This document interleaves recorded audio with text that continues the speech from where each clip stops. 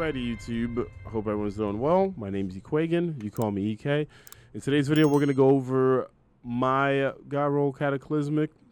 If you don't know what CATACLYSMIC is, it is the heavy linear from the raid, the Vow of the Disciples. If we're looking at, what it can roll, we're going to take a quick glance here. We do have a bunch of different options. I've been conversing with friends, and I remember the first week, I kind of got my hands on a sweet roll, and it was 4x the charm. I had Focus Fury, and then I didn't have enhanced battery. I was not lucky enough. I think I got like ionized, so that hurt my reload. If I could have gotten enhanced, I would have been happier. But this is basically what I had. Let me see if I can find it. So this is basically what I had. I had full bore, ionized, 4x, and Focus Fury, right? And I had this since the first week, and it's been pretty good to me. In terms of damage, it puts out really good damage. We had a bunch of debates where, some people did get high impact reserves. That seemed to kind of keep up with Focus Fury, but the thing about Focus Fury for me, I just felt like was the consistency of it. It is nice to try to go for an enhanced high impact because I believe that starts at 75% of the magazine, and that can kind of do well as well. But in most situations, I feel like when we're using CATACLYSMIC, you probably have someone with a div, or if you're fighting the caretaker, his crit is huge. It's basically the whole hoodie, right? It's not just his face, the whole entire head. If you hit that, you're gonna get a crit. And then Bungie buffed bait and switch. So, a lot of people are like, oh man, bait and switch is, it's 35% for 10 seconds. The one thing about bait and switch for me is I feel like bait and switch kind of messes around with your loadouts. Now you're like, oh man, maybe I should use Wither Horde. I feel like if you're in an instance where you can do 2 special ammos, right? Like a Wither Horde, and then you have on maybe a fusion, with Warp or something like that on, and then you have on this heavy, you could probably switch that in and out. But in terms of it just being max DPS, I feel like you have to do a lot. You literally have to keep switching. Whereas with Focus Fury, you proc it, you have it for the rest of your entire mag. And I remember showing this clip before when I spoke about the sniper. But in this clip, you're gonna see that I'm gonna proc Focus Fury, right? It is procced. It is at 9, right? And then once I do my damage, let me actually go back because I think he's gonna die here. All right, so with Focus Fury, I shoot my first 3 shots right there at 198. That is 2. That is 3. Right now, Focus Fury is up.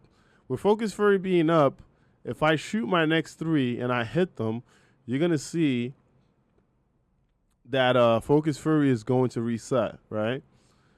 Boom. So, bam, Focus Fury is back up to 10 seconds again.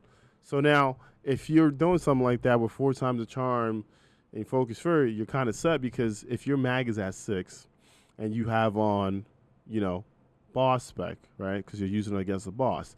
You're shooting 4. You have 2 in the mag, and the game is going to give you 2. That means you have another 4 to shoot. Then after you shoot those 4, you have another 2 to shoot. Right? So even if the damage window was pretty tiny, you're able to get in all of this damage at 20%. So for me, it's more in terms of consistency. I don't want to tell someone to go out there and throw on 2 different things just to run this weapon. Now, if you're out there and you have a bait and switch one and you love it, cool. The next best thing in terms of consistency is probably going to be the high impact reserve one. Now, there's another role that I kept on me, right? But first, let's look at what I crafted. So for me, the base craft was literally I wanted to get a bit more handling. I got some stability from Fluted. I wanted enhanced battery, which gave me 6. I have the enhanced 4th time, which gives me more time to proc the 4th time. So let's say I shot 3 and then I, had a reload. I can still get that 4th in, right? And then Focus Fury. And then, of course, on it, I have the boss spec. The neat thing about this weapon, too, is that if you watch my previous video with the scout rifle, right, with the adaptive munitions, this is one of those things that you can kind of bring into play as well, right? So let's say you don't want to, you don't want to bring, a certain shield in there, right? But you can still, help out your team.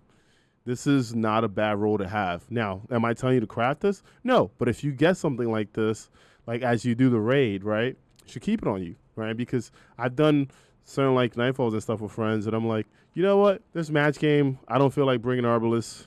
How about this? Since I'm gonna run Izzy, let's just do this, right? So that means with adaptive munitions on linears, it stacks up to 450, and it's 150 per shot.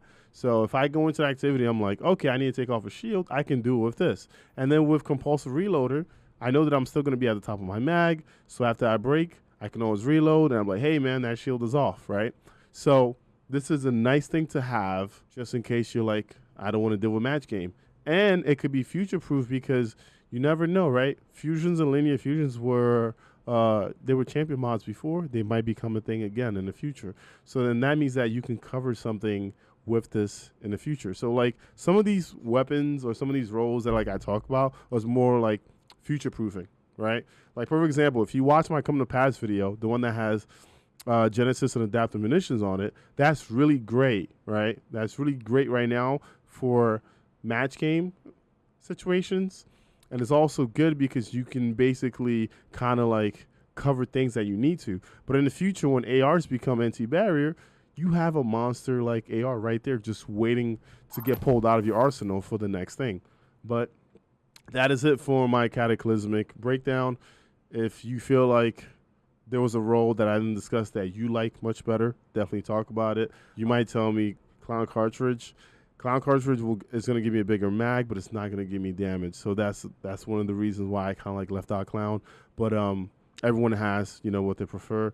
The neat thing about this too is if I'm running high energy fire and let's say my teammate drops a well, right, like an actual well, and then I pick up a solo elemental well and I'm running Celestial Nighthawk, or if I'm on a well myself, right, I drop a well, I throw my grenade at a thrall when we're fighting Rock, right, and it drops me elemental well and I have Fontamite on, you get to do about like 125k per shot with this linear with Focus Fury. So it's actually pretty neat. Now if you're doing the same combo but you're doing with Bait and Switch, good for you. But I would say that's another thing to kind of take into consideration, like certain things stacking that well too is really nice. But yeah, I'll see you guys on the next video. Don't forget to hit the like and subscribe button. If you want alerts, please make sure you turn on notifications to all, because I believe the default is like percentified or something like that. I don't remember. But yeah, I'll see you guys on the next one. Thank you very much for being here. Deuces.